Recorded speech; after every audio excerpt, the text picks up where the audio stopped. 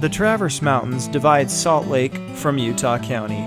For the thousands of people crossing over them every day on I-15, they probably think of the mountains as point of the mountain. But for those familiar with the eastern side's open and wild interior, it's the perfect place for a Wasatch Elk Park.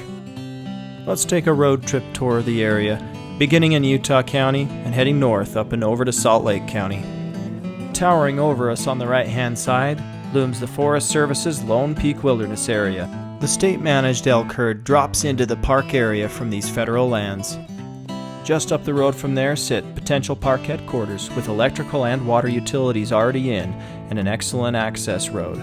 Perfect place for both campgrounds and visitors alike. Dropping down the mountain toward Salt Lake County, we take a detour to Corner Canyon. Corner Canyon provides access to over 80 miles of trails in and around the proposed park boundaries. Included in these is the Bonneville Shoreline Trail, which has sparked several campaigns to preserve the area. Not only is the area full of diverse recreational assets, but it shows a strong precedent toward preservation in and around the proposed Wasatch Elk Park. For the next part of our tour, we turn our attention toward the diverse attractions surrounding the park. Perhaps the most dramatic of these attractions are the area's world-class flight parks. The two flight parks flank the north and south side of the Traverse Mountains along the I-15 corridor. When the winds are right, the sky fills with colorful gliders. From the North Flight Park, Geneva Rock on the left and I-15 on the right bound the frontage road. Passing by the South Side Flight Park into Utah County, we encounter technology companies and retailers who have settled into the area. The establishment of the Wasatch Elk Park, in addition to the area's existing assets, will only serve to attract more companies to locate here. Making a full loop of our tour, we'll head back up through the elk migration corridor to our start point.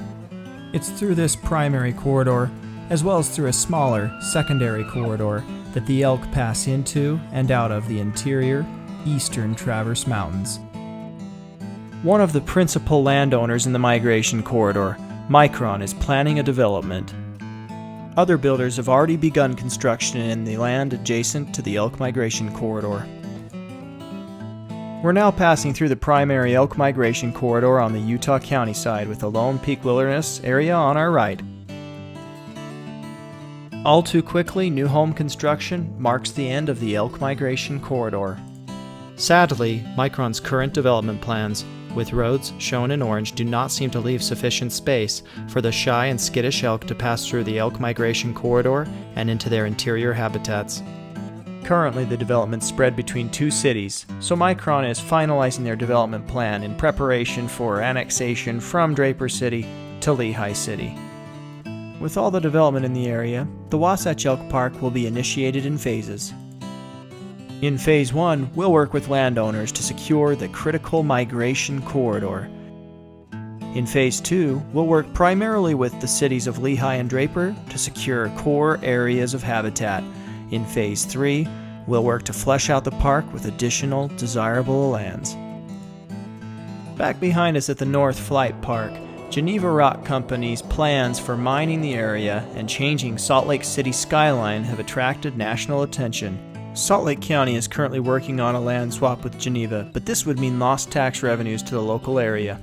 Fortunately, research shows that good parks can increase surrounding property values by 5 to 15%, potentially making up for Draper City's lost tax revenues as a result of Geneva's potential relocation. Frederick Law Olmsted designed some of our nation's most famous parks, but Forest Park in Portland was one of his most interesting projects.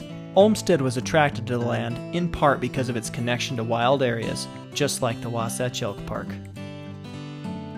Draper City is asking, how do we embrace progress while maintaining our small-town feel?